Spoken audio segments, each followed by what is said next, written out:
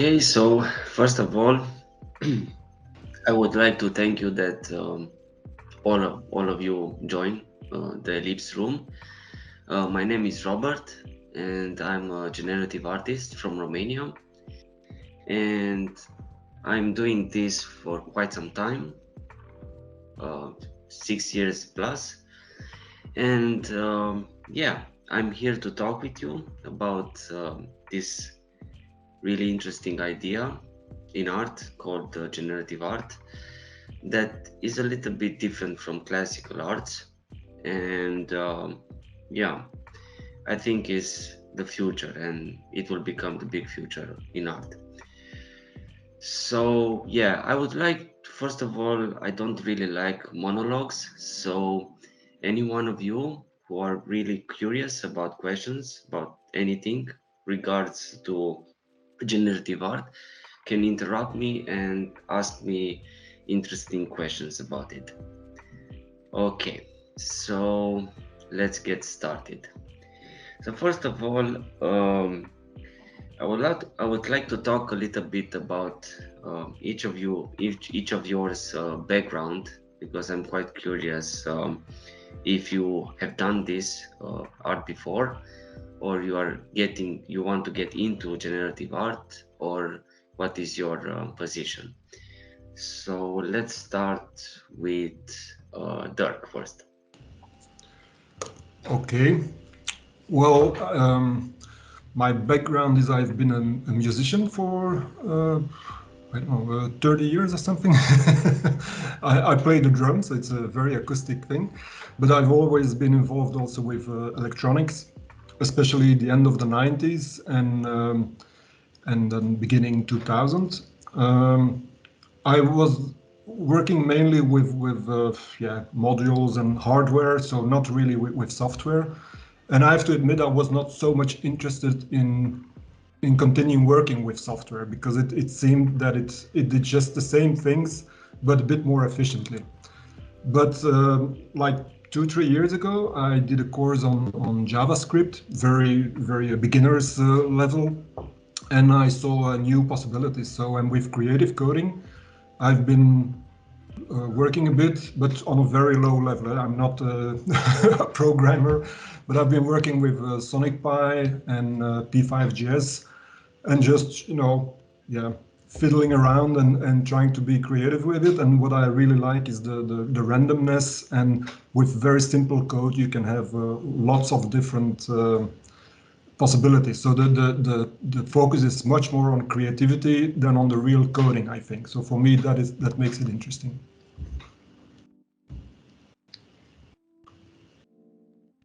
You can give your hand to the other people to talk about it. What are their background and what do they do, and if they want to get into generative arts and stuff like that. So let's continue. Yes, we have a participant here that is showing her hands. Hi everyone. So yes, I am very interested in generative art. So that's why I'm also here, right? My own background is I studied bioinformatics, and I ended up, let's say, being a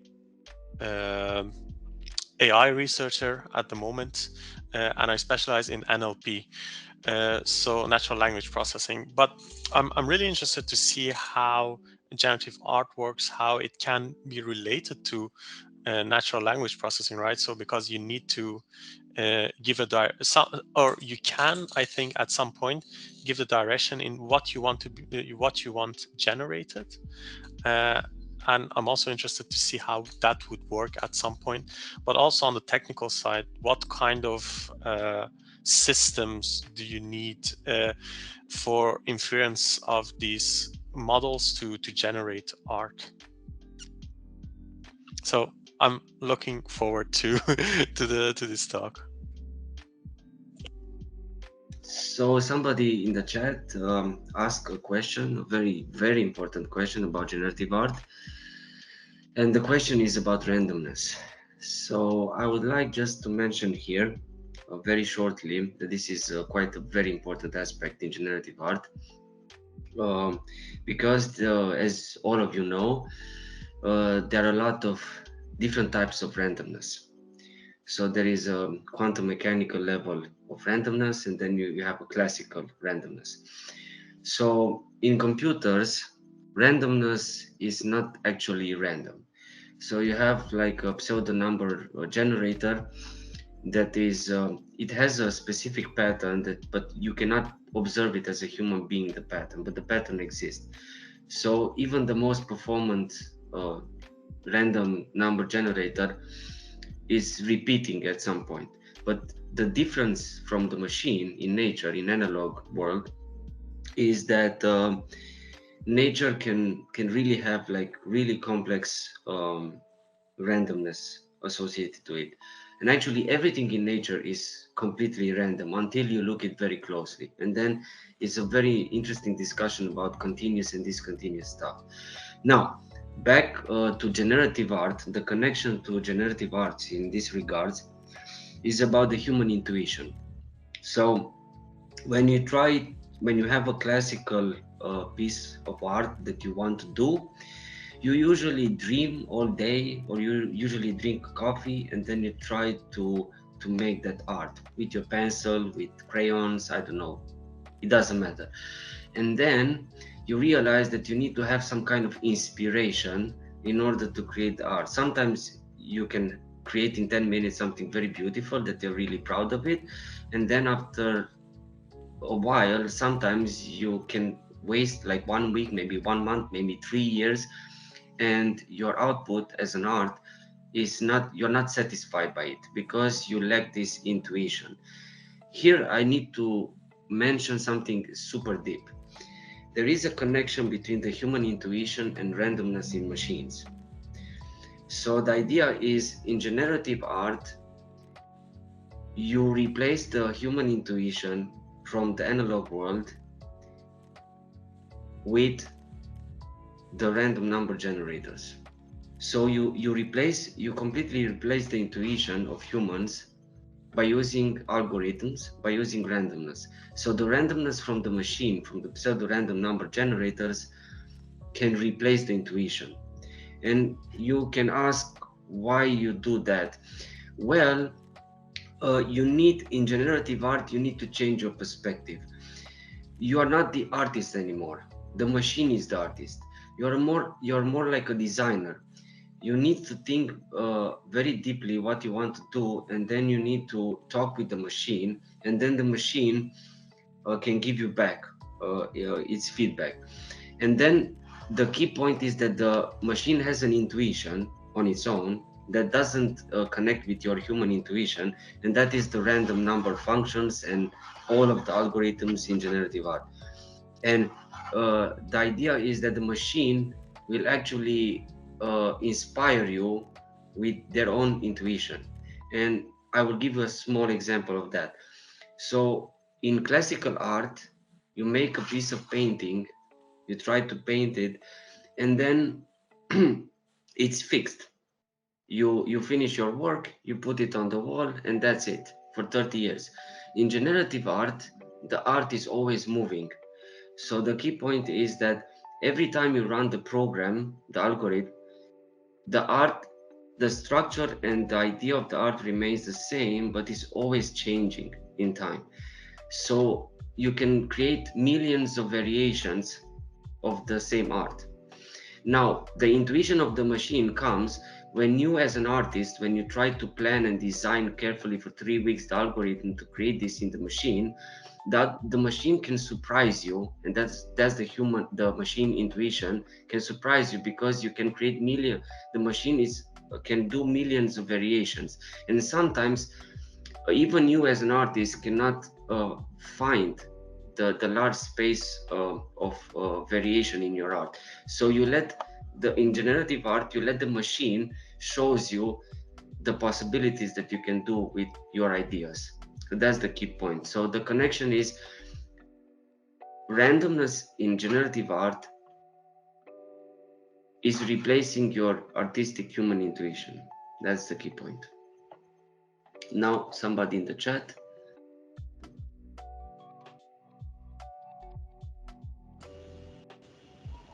Yeah. I have a question. If you talk about intuition, doesn't generative art show us that the logarithms we use as a human being are just very limited? That our choices that we make, the intuition that we have, is just a limited amount of choices that we are aware of, while a computer knows all the choices. Exactly. So the human intuition, because you can have like maybe 20, it depends on the experience. You can have I don't know, 20 variations, you can figure it out, 50 variations, 100, 1 million variations, but the machine has all the variations, and sometimes the machine really impresses you with something unique, and then you stop, let the machine search, and then you stop at what you like. So let's get back to the questions, because there are very interesting people here. Okay. Yeah. That's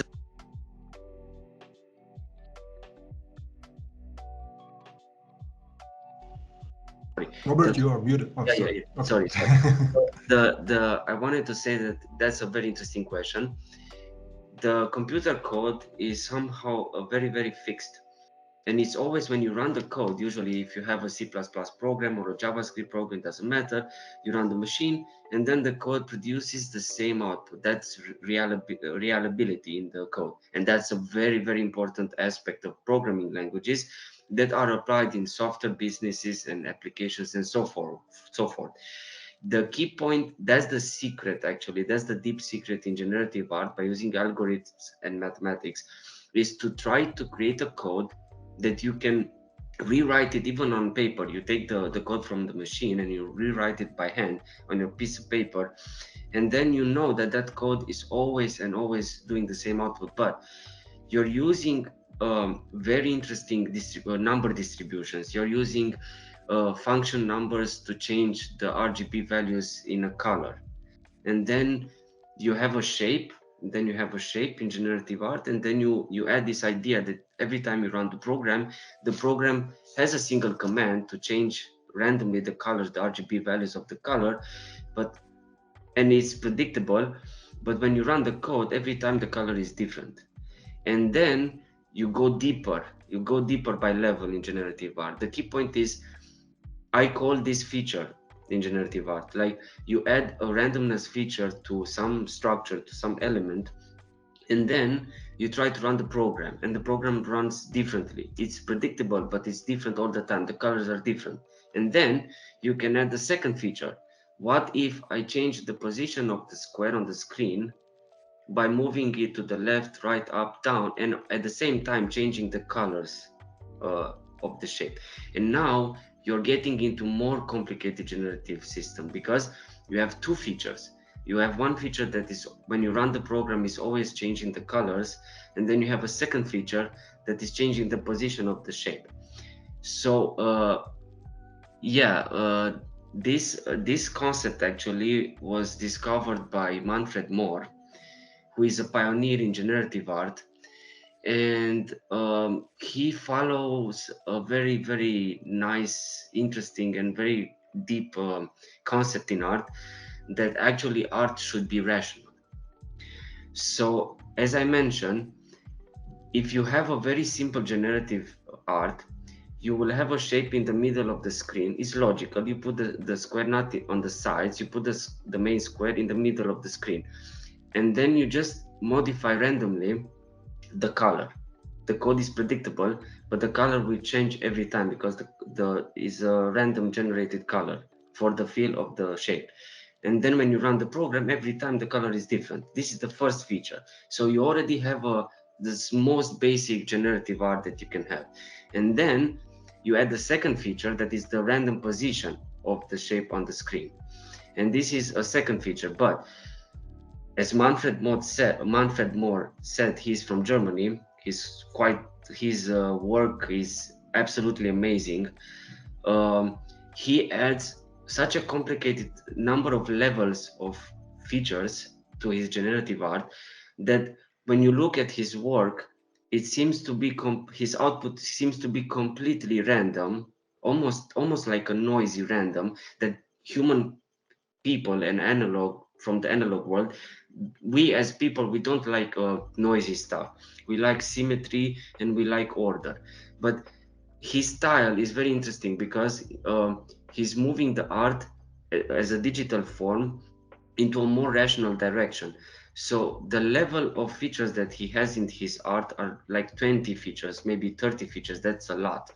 And then you have an art that looks, at the first glimpse, it looks almost completely random.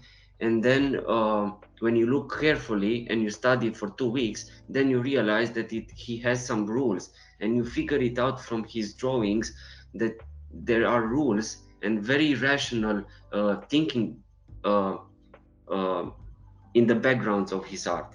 So that's the key point that I want to mention in generative art. I want to specify this because this is a misconception in generative art. So, for example, a fractal system. Let's suppose you have a mathematical formula that is generating a fractal. Okay, but this fractal, when you generate, is every time is different. So you say, yeah, it has generative features. So every time is different when you generate because the fractal is different. But a fractal, when you generate a fractal with the code, that's not generative art, because you just have maybe one layer of feature. You don't have multiple layers of features. And the idea is that you're using the algorithm that is predictable and it has many elements that are random, and then you try to use deeper level of randomness. So you add the position of the shape, change the color, and then you have multiple substructures inside your art, and each of the structure has a different rule. And then, for example, you can have a grid with many squares and circles, and then each element, each cell in the grid can be its own generative art, but it's a subsystem. And then you can connect multiple subsystems connected to it together. Now, I want to stress out that there is a uh, very, how to say, the distinction between algorithmic art and generative art. So, especially, this is just my personal opinion, but if I'm talking about generative art, I'm talking about you can use AI to create art. You can use, I don't know, even sculpture. For example, you can write a system on a piece of paper, some kind of code that you want to sculpture algorithmically something physical. That's an installation. It's a generative installation, but it's in sculpture. So you can apply generative art in physical world, in painting, in everything. And that's generative art as a term.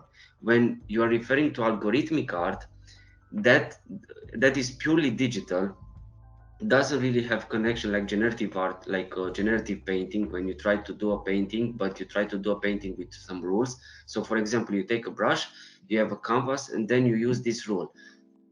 Rule one, you always paint from top to bottom, from left to right, and then you just change three colors. You put red, blue, and green.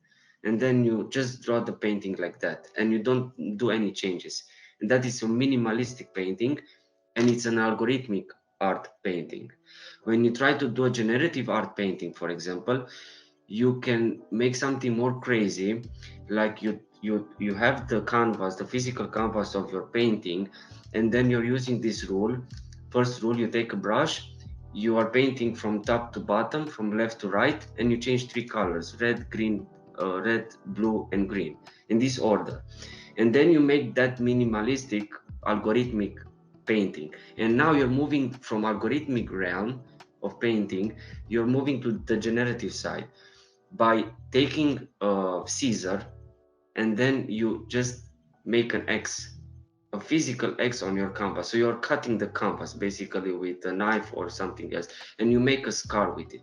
And that scar can be completely random. You take a coin, for example. I really have a coin here. So you take a coin, for example, like this, and then you have two sides of the coin. And then when it drops in one side, then you say, okay, I will make a cut of the canvas on the painting with my knife from bottom left to top right. And then if the coin drops to the other side, then you cut it the opposite way. In this way, you're moving the algorithmic abstract physical painting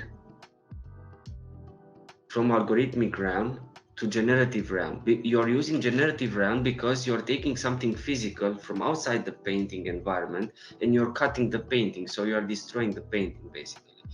And now that piece is a generative art piece because you're using in a physical realm, but you're influencing it from exterior. So for example, um, you can have many different kinds of things like that. So you can do that in art also, and you also can do it in a digital form. So yeah, other questions?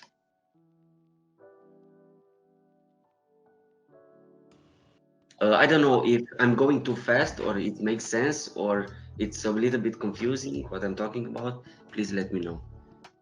Yeah. I don't want to take the monopoly of the questions, but I have a question. You mentioned Manfred Mohr and the pioneers like Mohr and Frieder Naken and all those people.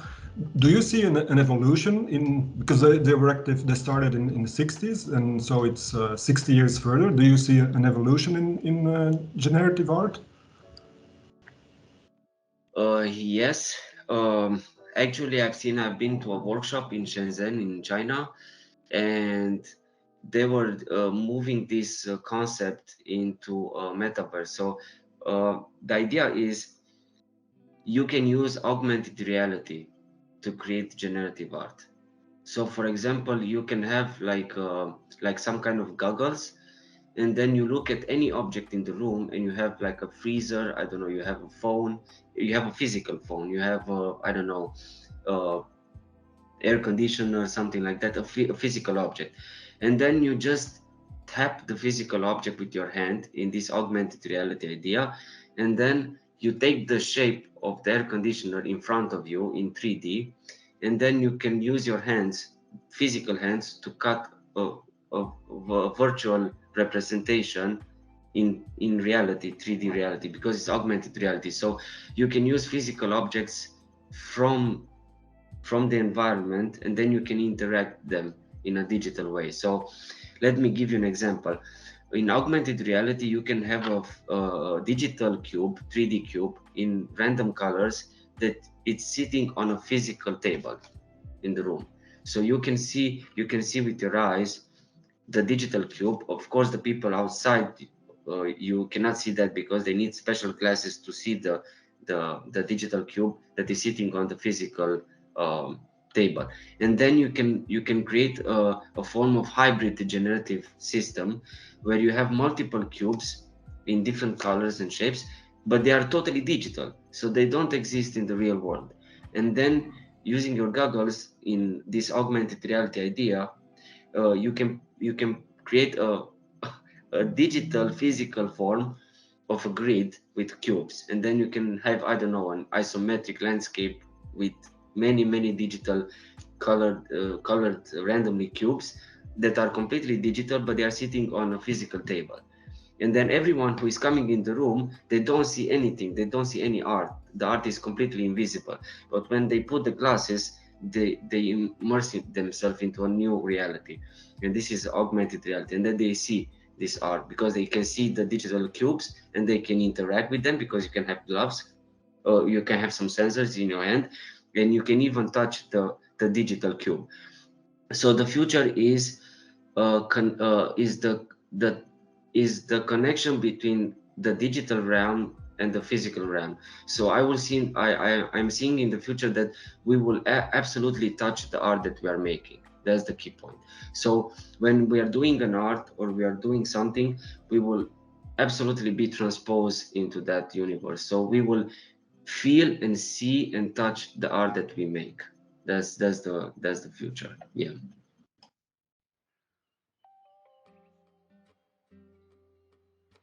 Yeah, so anybody else?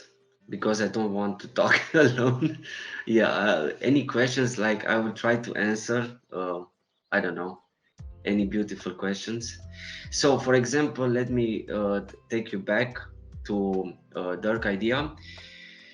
So you're talking about MOOCs synthesizers, modular synthesizer systems, what you're talking about in music. So, for example, you can use you can use a modular physical synthesizer system, and then you can each sound of the oscillator that you're trying to do as an output, because you have basic waves and then you need to connect them in many waves to apply frequency modulation, amplitude modulation, and then you can create more complicated sounds. But that sounds can influence the digital art that you make. So, for example, you're playing a sinus of, I don't know, a frequency of 440, that is of C major, and then when you play that sound is modifying the color of a cube that is rotating on the screen. So this is generative art. This is a complicated generative art system where when you take this is synergies. When you take the ideas from a different realm, like a digital signal processing realm, I guess that maybe you heard about Pure Data and Max MSP. That's really cool. Yeah, I'm into that also. Yeah, so uh, you can connect them to a digital art. So you can use the sound to influence the parameters, the random parameters. So the randomness of the function in the color is generated by the sound, and then you can connect that with the augmented reality where you absolutely try to touch the sound, the sine wave, and in different ways you touch the sound wave. In that way it will change the color of the cube. So you can have a very complicated system where you actually can see a sine wave in front of you, 3D sine wave that is playing a 440 at a frequency, and then you can have a special gloves that you can touch this sine wave, and then it depends on how you touch or pressure the sine wave. The sound is modulated by your hands pressure that are physical, and that dictates a very complicated random uh, parameter to some digital structure that you are making, like an art or something. So your randomness is quite complicated because you don't have only the 440 frequency of the sound that you're having like an oscillator that you can see in 3D space, but you also have your physical hands, and then with your physical hands you can actually touch the sine wave, and then you're using your own hand pressure to feel the sine wave, and it depending on how you feel the sine wave combined with the frequency of the sine wave, so your pressure of the physical hands act as a noise disturbance that is added to the frequency 440, and that is creating a very interesting, unique uh, random parameter that is feed forward to a system where you have a shape that has a field of random RGB colors, and then the randomness of RGB colors in the field for the shape is dictated by this random parameter. Yeah, so this is one complicated, crazy idea that you can do. Or, for example, there is another. I've seen another interesting idea. Um, for example, you can have light, some kind of lasers from the ground, some kind of lasers on the ceiling, and then you can use your fingers to touch the laser, to move the laser. While you are touching the laser, you go reverse. That is a light, a physical installation, generative system, and then you have the laser that you can see it. It's not augmented reality. You can see the lasers, and then when you use your fingertips, you can touch the laser. You're bending the laser with your hand, so you're creating a shape, a generative shape, but when you're touching in different position and bending the laser in different position, it produces different sounds. So you can create an instrument that when you're playing the instrument, you're creating an art, because when you imagine that you have two lasers, two vertical lasers, and then you have two fingertips, and then you're going inside, and then you try to bend the laser outward at different levels in a random fashion. So you're creating a very wiggly, simple generative art, but at the same time you're creating sound, because that is a musical instrument, for example. Yeah, so you can use many interesting ideas. Okay, I will give you one more idea, and then I hope that you have a lot of questions. Yeah. Okay, so there is a question.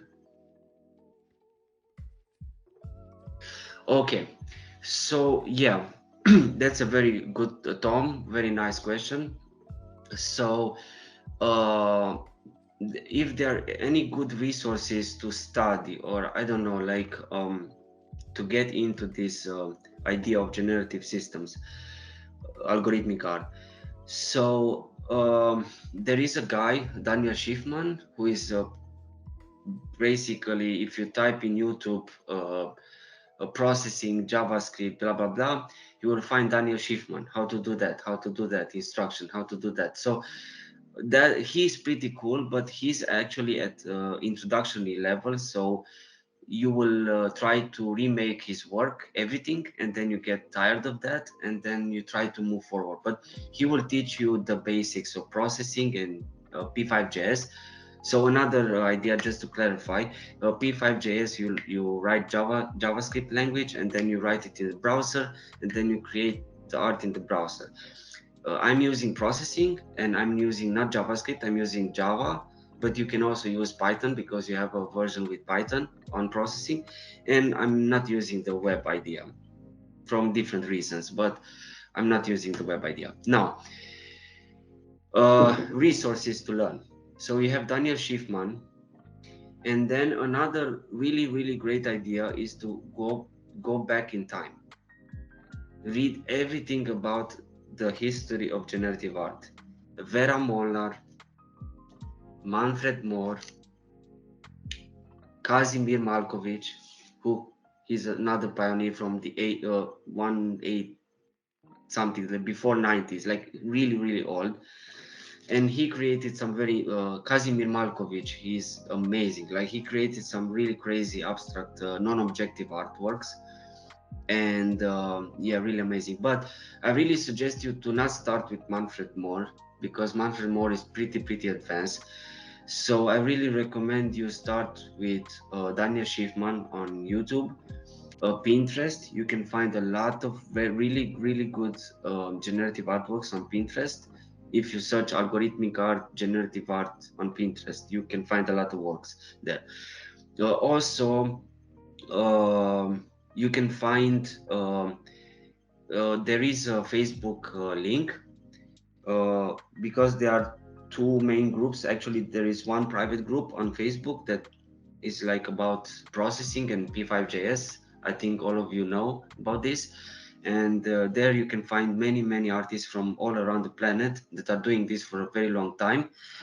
And yeah, they can really help you. Like you have a code in P5.js, but that group on Facebook is not really, how to say it, it's not really for introductory level. There are people there who are actually creating art, and at a very professional level. So there is a place where you can find inspiration and maybe ask for some more advanced techniques and stuff like that. But at the beginning, YouTube, Google is your friend. And yeah, I'm sorry to say it, but you need to dive into a little bit of mathematics. Sorry. Generative art really needs a little bit of math. And yeah, a little bit of programming is really good. Okay, somebody else?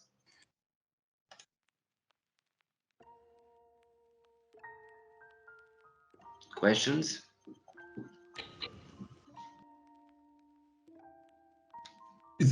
I have another question, but maybe it's too artistically directed. So my first question is to the participants, if they have a question maybe regarding another use of generative art, or is the generative ID also usable in other terrains, in other how do you say that, areas? So not just in the artistic area, but for instance, can a mainstream programmer do something with the idea of the randomness and the generative ID, in fact? Yeah, yeah, that's a good question. So, yeah, I just need to mention here that you can approach algorithmic art. Let's suppose to be more simple. I, I I repeat again. So generative art implies many systems that you're connecting together to create a system, a larger complicated system. Algorithmic art is you just have a laptop and a machine, you write some code and that's it. You have a purely digital artwork. Okay. Now let's stick to algorithmic art first. So the key point is that you can approach this idea of algorithmic art from two main ideas. You have a background in software engineering and you're getting tired of crazy work in that department because you write really crazy code that doesn't look beautiful and it's nothing creative about that. So you get tired at work, and then when you finish work, you jump into P5.js and processing, and you type code like crazy, 4,000 lines of code, and you create a beautiful generative art. Superb. But you can do differently. I'm not encouraging you to do that, but I'm encouraging you to do that as a creative opener. Like maybe the second route will take you to a creative realm much faster than the code, because maybe code will not give you the same creativity at first. It's really hard to get creative in code. Now, the second approach the second approach to dive in this marvelous idea of algorithmic art is to do it as a designer philosophy. So you imagine yourself that you are a designer, actually not a coder. So you try to make generative design. So with this concept, you dive into, I don't know, touch designer. You can go into even Photoshop. You can go even to, I don't know, Microsoft Paint, for example, and you can create generative art, algorithmic art. I interchange these two terms oftenly. So when I'm talking about generative art, algorithmic art, I'm talking about more digital stuff. I'm not talking about complicated system like pure generative art systems. Now, you can go as a designer, not a programmer, in Microsoft Paint, and then you can use a coin, and you can create a very beautiful isometric generative art in Microsoft Paint without Photoshop, without anything, and you don't need to know any code. How do you do that? So, for example, you open Microsoft Paint and you put the grid. You put the grid in Microsoft Paint, and then you take a coin, and then you toss. You have two options in the coin. You have two options, and then if you have one option on the coin when you toss it, then you fill the super small square in the grid in Microsoft Paint. You fill it with black, and then if you have the different side, you put it empty, and then you make one rule.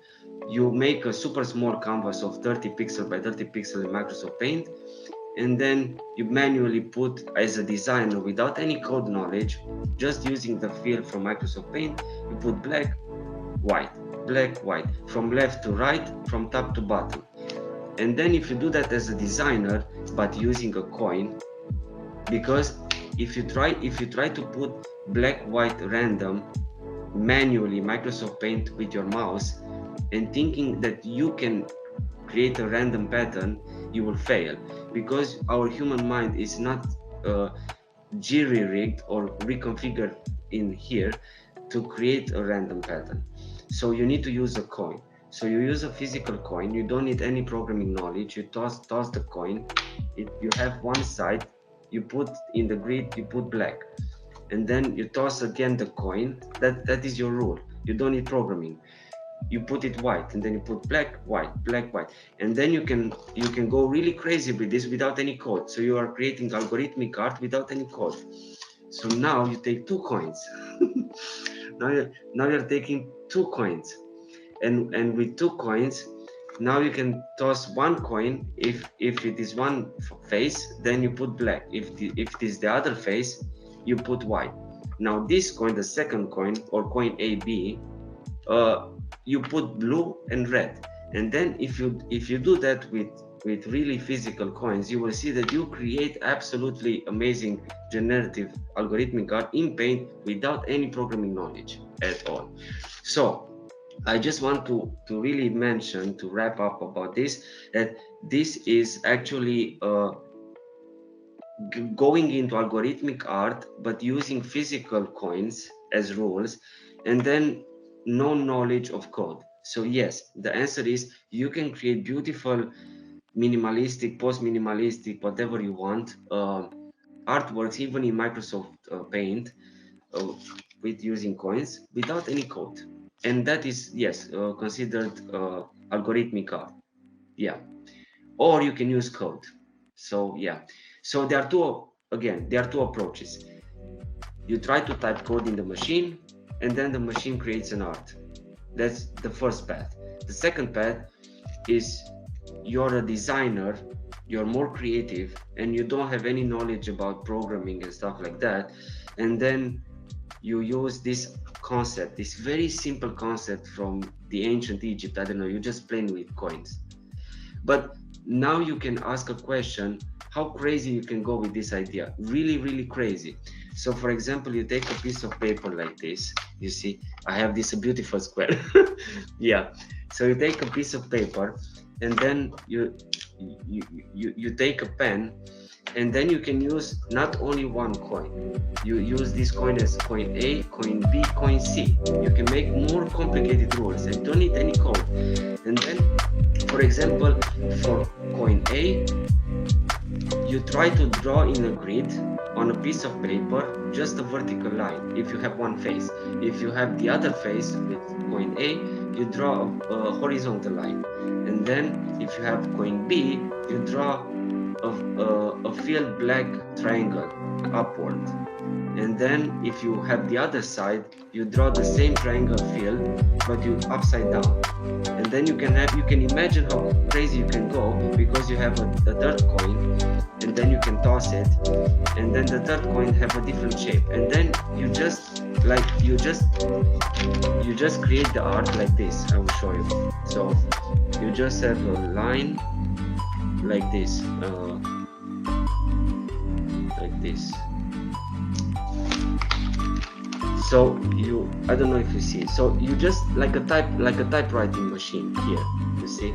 So like a typewriting machine, from left to right, from top to bottom. It doesn't matter. You fix your rule as a designer, but you can go very creative by using field shapes or whatever shapes you want. And then by tossing the coin, you can actually create a physical piece of art without using any code, and it is completely random because you use this beautiful coin. So this is classical randomness, not going into quantum randomness. That's different. Yeah. So I hope questions. Yeah, I'm looking for questions and ideas. Okay, we have another question here. Let me read it. So Tom said here in the chat, the main way I personally got in touch with the subject in the past was the generation of the profile picture for online. It's very practical to make conversation as you can distinguish between people. Yeah. Yeah.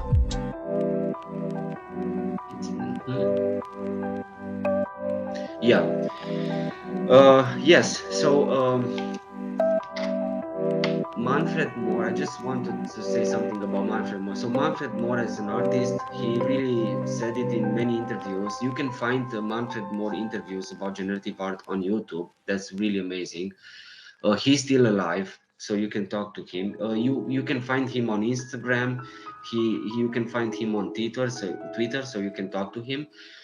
He's very busy, by the way, but the idea is at the beginning you can copy ideas from other artists. Like, I don't know, you like some artist, you take the idea, but the key point is that you need to filter it with your own idea. So just try to take some ideas from a different artists, and then add your own ideas, and then create something new. Now, creativity, I need to stress this out, creativity will come in time. So when you're trying to do code and try to do generative art, it will be very boring at the beginning. It will be really hard to do something creative, but then in time you can get more creative. So it takes time. Yes, that's a very interesting question from Benoit. Could it make sense to add randomness in business application? Wow, yes, that's really interesting. So, for example, yeah, you can use an Excel sheet, for example, and then you can have I don't know, business model that you have a lot of I don't know, let's suppose you have a restaurant, and then you have many different vegetables, and then food and different kinds of items that you want to sell, and then you have this business. Now the key point is that you want to create a recipe, a new recipe for the restaurant, because people are getting tired of what items on the menu are, and you want to make something interesting. Now you can have an Excel sheet with all of your ingredients in the restaurant, and then you can use again your coins or code, and then you can toss it, and then you can shuffle the table in Excel using the coins, and then you can create a new recipe. So you can absolutely create apply randomness to a lot of items in your restaurant to see if the computer can actually figure it out, a new recipe that you never think about it. And I give an example. So for example, you want to make mashed potatoes, and then you take yogurt, and then you toss yogurt on top of mashed potatoes, and you combine it with, I don't know, vegetables, I don't know, with orange or something like that. So a weird combination, but you don't know because you never tried. But the machine, as a business model, you can have many items, and then you can shuffle it, and then you can the machine can surprise you again. So the machine can find maybe a practical idea with a new recipe to make a new food, for example. So yeah, you can do that. Yeah, in everything is generative. I think, like the nature itself is generative. Yeah. Will you find people who would like to try it? Your food, I mean. Yeah. Because many possibilities can come up.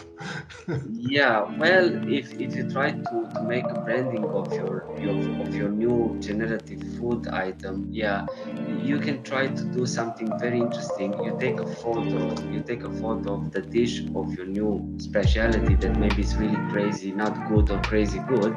It doesn't matter, but you try to advertise it. So you take a picture of that, you put it into processing, and then you, I don't know, you apply a duotone algorithm to it. So you make some transformation in the picture of your food. So for example, the food actually is yellow with steam, and is yellowish, I don't know, brown, but actually on your menu in the restaurant you put a blue color, a blue color. So then the guy who wants to buy your food says, what the hell is this? Because this is like completely blue and it doesn't make any sense. But when the food is coming, the colors are different. So you're always playing with the customer.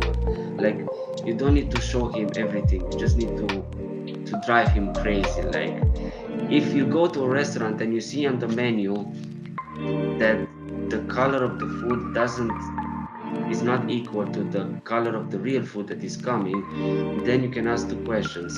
Is this a crappy restaurant and I'm just leaving? No tips at all. Bye-bye, I'm going. Or you really want to try this because it's something very amazing, because you never see that. So yeah, very interesting. Okay, another question. Oh yeah, okay. Somebody else, please. Any questions? Don't be shy. I'm very friendly. Don't be shy. I'm not biting. We are completely virtual, so I'm sorry for that. But yeah. I can ask one more question, and I want to be. I'm very excited about the ideas that you say, and I completely agree. Like what you said in the beginning that you saw in China, like visual arts influencing musical ideas and the VR world, and I think that is definitely an evolution that we will see.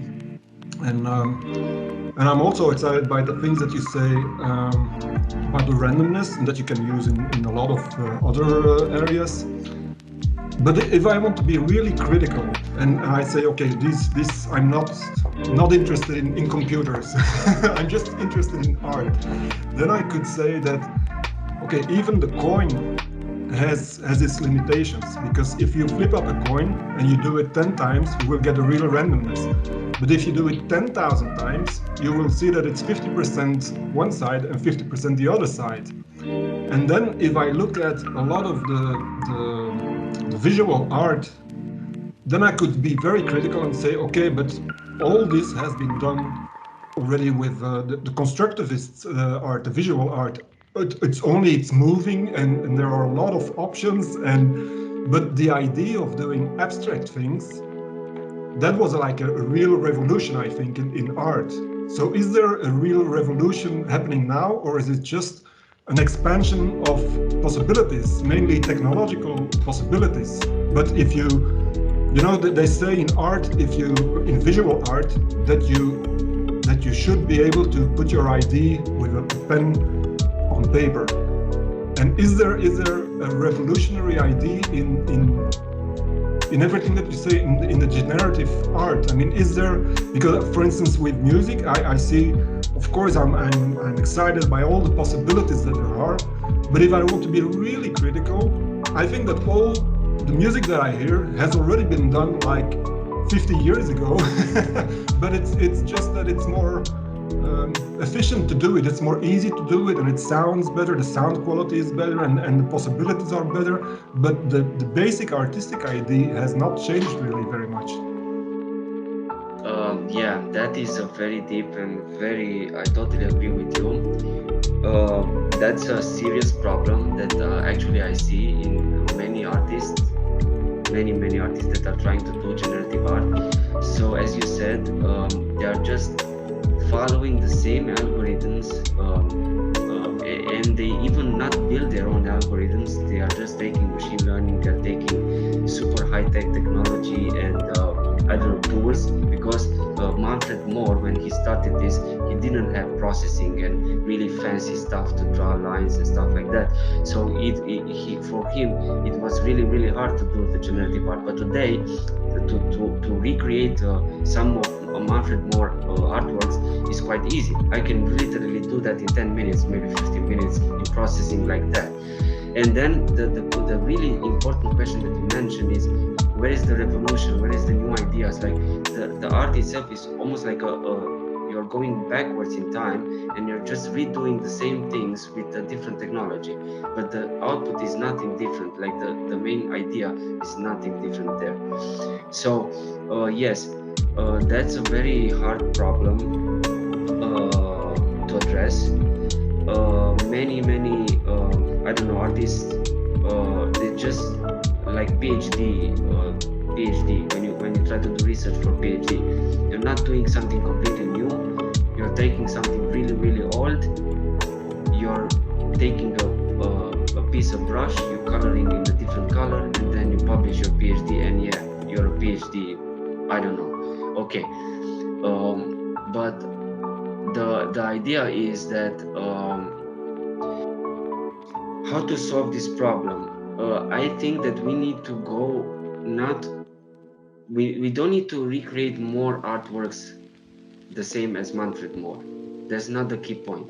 If you're learning from Manfred Mohr, you will not recreate Manfred Mohr ideas. No, you need to. I take, for example, from Manfred Mohr his rationality about art. That's not new, but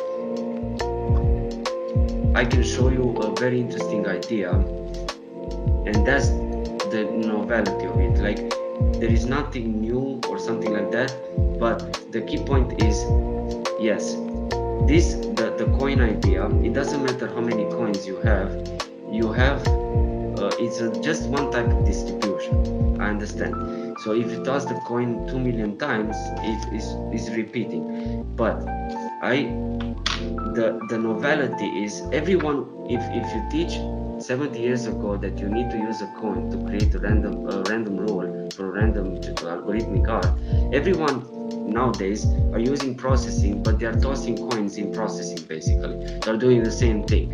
Now the key point is that we don't need to only toss the coin. We need to be very creative, and I will show you right now how crazy creative you can go with the coin to solve the problem of the coin. So you have just one coin A, and now you toss the coin. Okay, now it fell here. Okay, I'm making like this, like this.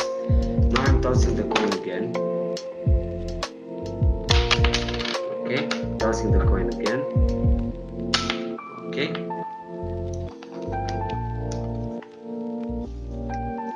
Okay, so I'm getting really trying to fix this. Good. And now try sorry, I don't know if you can see this, but you can see that you have here is the position, the last location of the coin that I tossed it on the paper, and this is the other position of the coin that I tossed it on the paper. Now the key point is that you can measure the distance between the two spots where the same coin dropped, and then you can calculate the distance between these 2 points like this. You can calculate the distance between 2 consecutive steps, and then you can say that one face of the coin has 1 and the other face of the coin is 0, and then you add that value to the distance of the two consecutive steps, and now the distribution is completely different. So this is Kumasavari distribution of the coin, and this distribution is completely different if you are using the same coin and you just toss it and you have just one face and then you have the other face. So the idea is, what I try to say is that actually we need to use processing because it's far more easy to do the art in processing, but we really need to get deep dive into the algorithm itself, take it apart, learn everything that was in the old times that was working about it, and then trying to take it really apart and trying to combine it with something completely different, like not using the same algorithm, using a more weird idea, like this idea with the paper. So if you try to make a rule with your coin, you don't use only the rule of the tossing, so you have like one face and then you have the other face. You're using another paper, and then you're using two consecutive drops of the coin, and then you measure the distance between them, and then you add this value to the result of the coin, and then the coin has a float number that is very, very weird and very different. So my idea is you need to use everything that is old, but you need to think it on your own mind. I mean, you need to really internalize it. Like, you really need to understand how that algorithms work.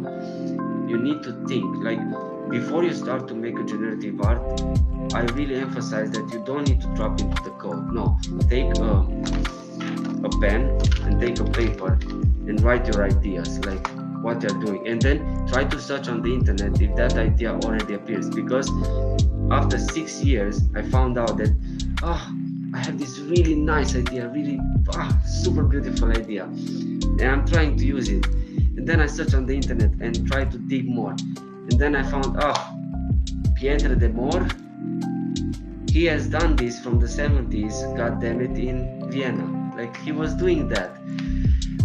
And then you get disappointed. No, you don't need to get disappointed about this. You just need to